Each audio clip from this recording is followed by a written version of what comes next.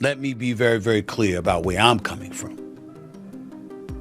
I'm a bit torn in terms of his response. Curiosity, bro. You said that Floyd was kidnapped by the Abu Dhabi folks. Any comment on that? And again, like I was just saying, again, Tank's that guy. And for all the guys out there in the weight class and around the weight class, Calvin ain't getting paid. Yo, he said ain't no reason Calvin should be looking the way he looking if they making all this money. Now that's the thing. They talk all that money talk. Can't be one nigga looking good and the rest. Leonard Ellerbe was criticized by Stephen A. Smith for standing up for Floyd Mayweather. Ellerbe insists Floyd promotes fighters and not just riches. Smith questioned the silence around Floyd's scams, and exhibition controversies suggest Ellerbe is protecting Mayweather's image at the cost of honesty. But when someone says you're fake or something, you know, you can say you don't take it personally, but you're a proud man. again, that my mother and father always told me,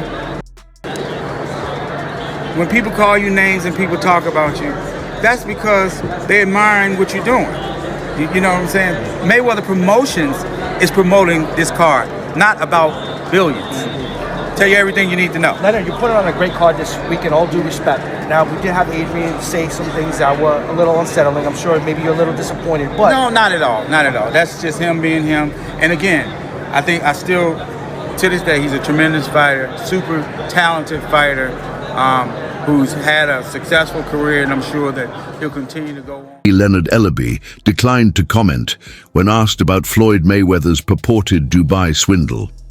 His silence sparked criticism, with some claiming he purposefully skirted the subject. To preserve Floyd's reputation, suspicion was only heightened by this quiet, which alluded to more serious problems with Mayweather's business affairs and public image.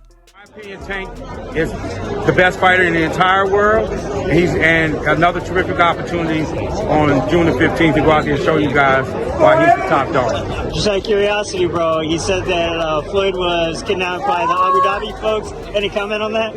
And again, like I was just saying, again, Tank's that guy. And for all the guys out there in the weight class and around the weight class, he's coming to get each and every one of you. Longtime co-worker and Mayweather Promotions CEO Leonard Ellerbe has witnessed Floyd Mayweather's ascent in the economic world. At the height of Floyd's fame, Ellerbe played a crucial role in overseeing his financial and promotional choices. Floyd basically gave him $1 million, came out to Vegas, and they had a whole backstory to that. And I'm pretty sure Leonard was around seeing all that. And what you're saying doesn't sound far-fetched. And I'm not agreeing with you just to agree with you, but like, the champ may be hurt just because, like, you a human being. You could whoop ass, but you're still a human being, right? You may be hurt that you missed a moment. I've also seen guys where, you know, they moment passed and you try to hold on to things and that becomes an element of it.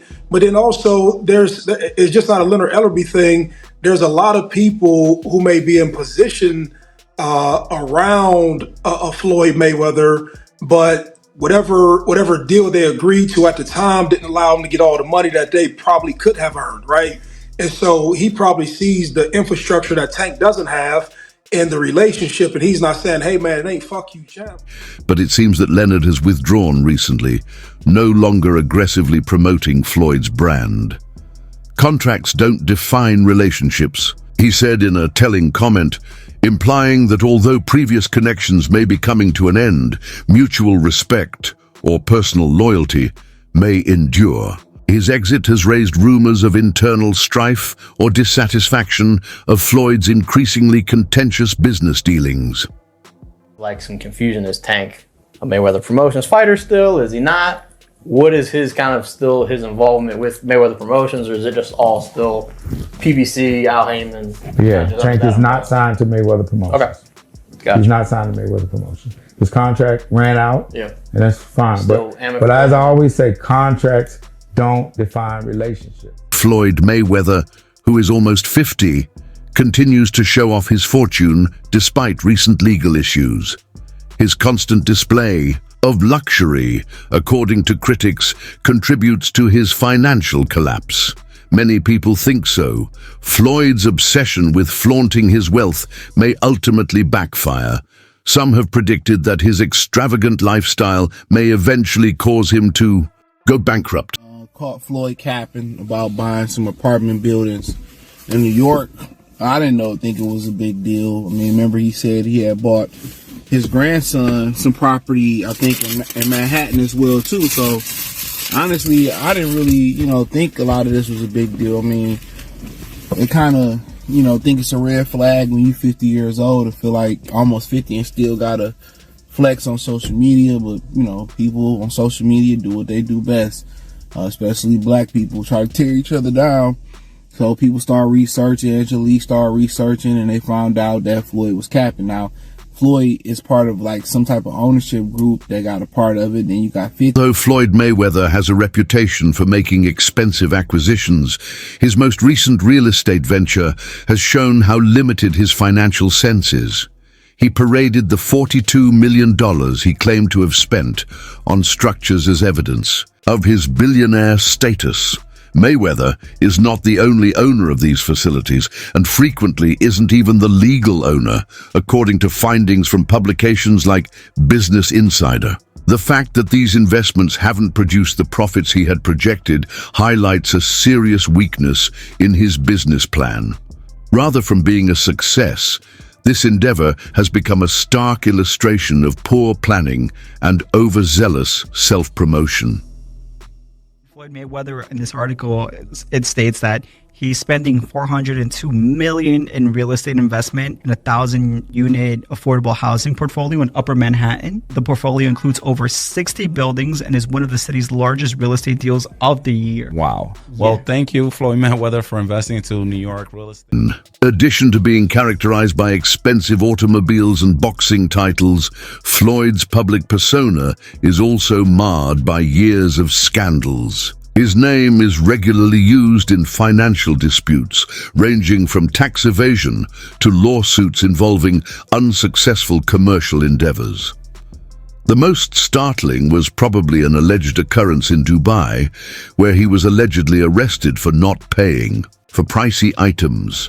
Serious questions are raised by these persistent problems regarding his financial management and the moral boundaries he is prepared to transgress. Turns out that the rumors were true, and Floyd Mayweather has been trapped in Dubai for the last 50 days. Gervonta Davis was the first to claim it. Now multiple insider sources have confirmed that he is in fact trapped in Dubai for a debt that has nothing to do with boxing. After doing a little digging, it seems that someone in his camp, while he was shopping for jewelry in Dubai, stole one of the pieces, got away with it, and then blocked all communication with Mayweather. Since then, Floyd has already paid for the jewelry, but they refuse to let him go until they get their piece back. And allegedly, this guy right here is the thief that started this whole mess. At one point, you were getting celebrity endorsements.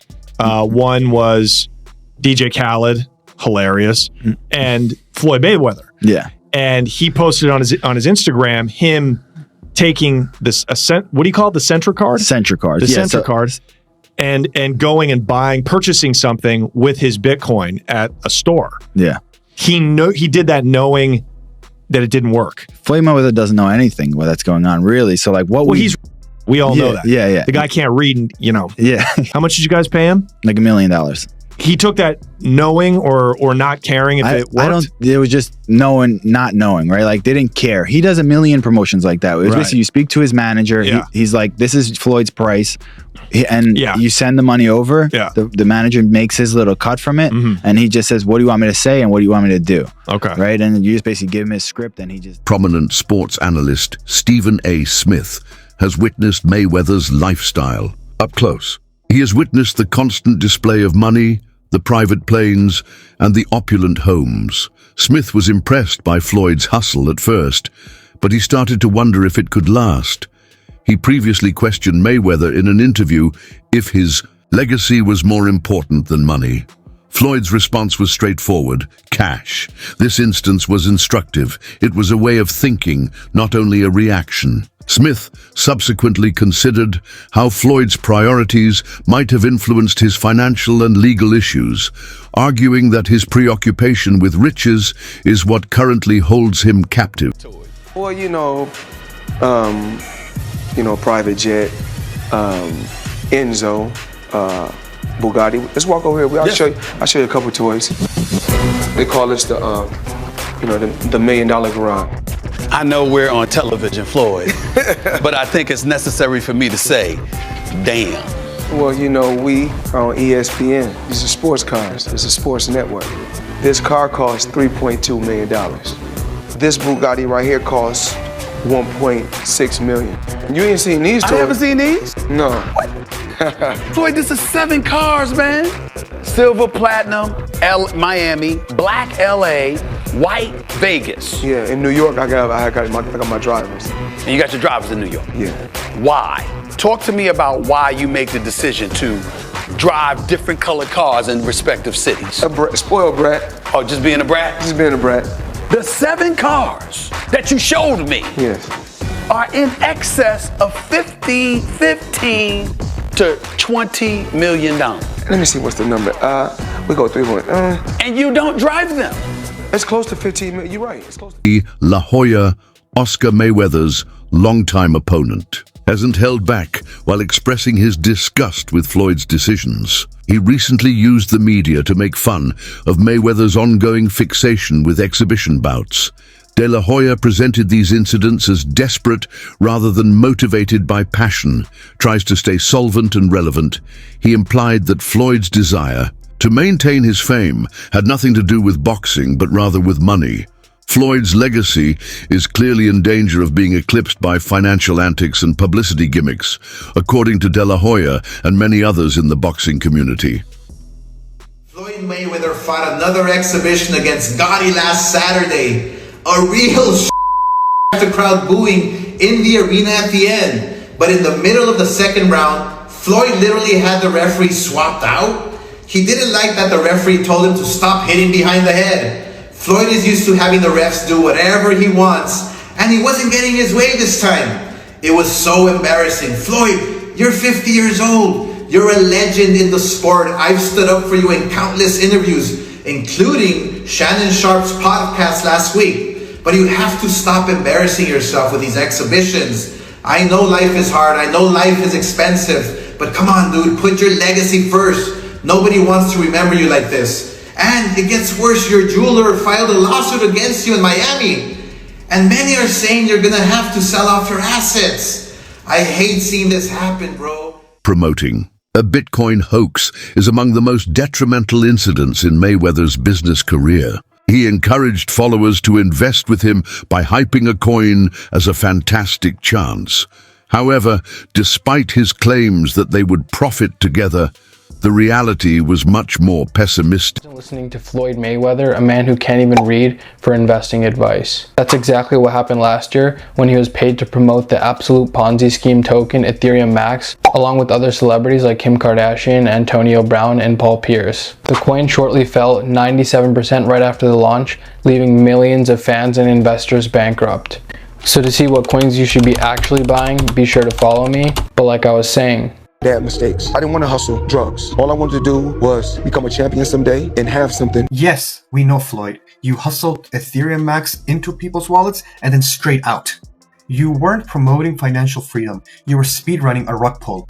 Don't believe everything you see online with these celebrities. They'll even sell their soul for a couple of bucks. They don't care if you go broke. They are already rich. You know what? We should call you Scamweather, not Dick. Floyd himself never bought the coin. Many admirers lost large quantities of money as the coin's value fell, feeling defrauded by someone they looked up to. Takedowns, submissions, kicks, all that jazz. But he's choosing to fight Floyd in a boxing fight just for money, just like Conor McGregor did. It's really a trick. He gets these people to box with him. They have no business boxing with him. And he's making millions and millions of dollars doing this way after his competitive career is over. Well, which is, I guess he's earned that right. Hey, man, he's a genius. He really is a genius. He's a genius in figuring out a way to keep making money. And one of the reasons why people watch him fight is not because he's like Mike Tyson, just goes out and destroys people. They like watching him fight because they hate him.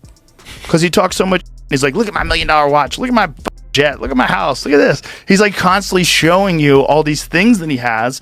Like he'll lay out watches in a hotel bed. Like this is $1 million worth of watches. This watch goes for $2 million. And they're like, this is my small watch that I take sometimes, but I want to show you. When I show up, I bring out the big boy, and it brings out this watch that's covered in diamonds. It's like $5 million.